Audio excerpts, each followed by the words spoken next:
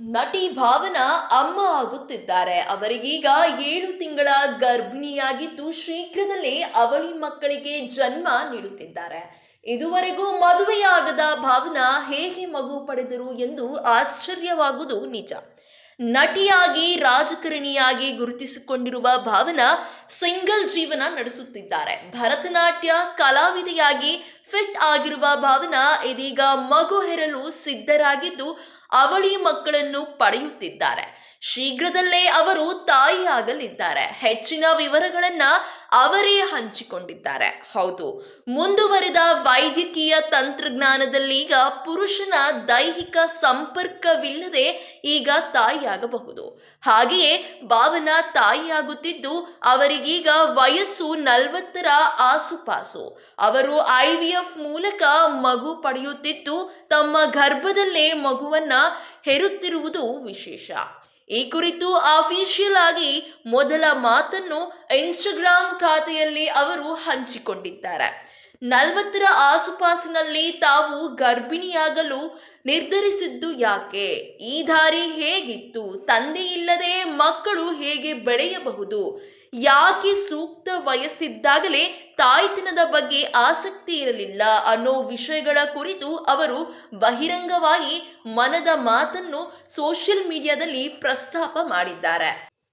ಇದು ನನ್ನ ಹೊಸ ಅಧ್ಯಾಯ, ಹೊಸ ಲಯ. ನಾನು ಇದನ್ನು ಹೇಳುತ್ತೇನೆಂದು ಎಂದಿಗೂ ಊಹಿಸಿರಲಿಲ್ಲ. ಆದರೆ ಇಲ್ಲಿ ನಾನು ಅವಳಿ ಮಕ್ಕಳೊಂದಿಗೆ 6 ತಿಂಗಳ ಗರ್ಭಿಣಿಯಾಗಿದ್ದೇನೆ. ನನಗೆ 20-30 ವರ್ಷವಿದ್ದಾಗ ತಾಯ್ತನದ ಆಸೆ ನನ್ನ ಮನಸ್ಸಿನಲ್ಲಿ ಇರಲಿಲ್ಲ. 40 ವರ್ಷ ತುಂಬಿದಾಗ ಆ ಆಸೆಯನ್ನು ನಿರಾಕರಿಸಲಾಗಲಿಲ್ಲ. ಒಂಟಿ ಮಹಿಳೆಯಾಗಿ ದಾರಿ ಸುಲಭವಾಗಿರಲಿಲ್ಲ. ಅನೇಕ IVF ಸೆಂಟರ್ಗಳನ್ನು ನಾನು ಭೇಟಿಯಾದೆ. ಆದರೆ ಕೆಲವೊಂದು IVF ಸೆಂಟರ್ಗಳು ನನ್ನನ್ನು ತಿರಸ್ಕಾರ ಮಾಡಿದ್ದವು. ಬಳಿಕ ನಾನು ಡಾಕ್ಟರ್ ಸುಷ್ಮಾರನ್ನು ಭೇಟಿಯಾದೆ. ಅವರು ನನ್ನ ಮೇಲೆ ಯಾವುದೇ ಕೀಳು ಭಾವನೆ ಪಡೆದೆ ಸ್ವಾಗತಿಸಿದ್ರು. ಅವರ ಬೆಂಬಲದೊಂದಿಗೆ ನಾನು ನನ್ನ ಮೊದಲ ಪ್ರಯತ್ನದಲ್ಲೇ ಗರ್ಭಿಣಿಯಾಗಿದ್ದೇನೆ. ನನ್ನ ತಂದೆ, ಒಡ ಹುಟ್ಟಿದವರು ಮತ್ತು ಪ್ರೀತಿ ಪಾತ್ರರು ಹೆಮ್ಮೆ ಮತ್ತು ಪ್ರೀತಿಯಿಂದ ನನ್ನ ಪಕ್ಕದಲ್ಲಿ ನಿಂತರು. ಕೆಲವರು ನನ್ನ ಆಯ್ಕೆಯನ್ನು ಪ್ರಶ್ನಿಸಿದರು. ಆದರೆ ನನ್ನ ಮನಸ್ಸಿನಲ್ಲಿ ನಾನು ಎಲ್ಲದಕ್ಕೂ ಸಿದ್ಧಳಾಗಿದ್ದೆ. ನನ್ನ ಮಕ್ಕಳಿಗೆ ತಂದೆ ಇಲ್ಲದಿರಬಹುದು, ಆದರೆ ಅವರು ಕಲೆ, ಸಂಗೀತ, ಸಂಸ್ಕೃತಿ ಮತ್ತು ಬೇಷರತ್ತಾದ ಪ್ರೀತಿಯಿಂದ ತುಂಬಿದ ಮನೆಯಲ್ಲಿ ಬೆಳೆಯುತ್ತಾರೆ. ನಾನು ರೆಬಲ್ ಆಗಲು ಈ ಮಾರ್ಗವನ್ನು ಆರಿಸಿಕೊಂಡಿಲ್ಲ. ನನ್ನ ಸತ್ಯವನ್ನು ಗೌರವಿಸಲು ನಾನು ಈ ಮಾರ್ಗವನ್ನ ಆಯ್ಕೆ ಮಾಡಿಕೊಂಡೆ. ನನ್ನ ಕತೆ ಒಬ್ಬಳು ಮಹಿಳೆಯಾದರೂ ತನ್ನನ್ನು ತಾನು ನಂಬುವಂತೆ ಪ್ರೇರೇಪಿಸಿದರೆ ಸಾಕು. ಶೀಘ್ರದಲ್ಲೇ 2 ಪುಟ್ಟ ಆತ್ಮಗಳು ನನ್ನನ್ನು ಅಮ್ಮ ಎಂದು ಕರೆಯುತ್ತವೆ ಹಾಗೂ ಅದೇ ಎಲ್ಲವೂ ಆಗಿರುತ್ತದೆ. ಈ ರೀತಿ ಬಹಳ ದೊಡ್ಡ ನಿರ್ಧಾರವನ್ನು ನಟಿ ಭಾವನಾ ತೆಗೆದುಕೊಂಡಿದ್ದಾರೆ.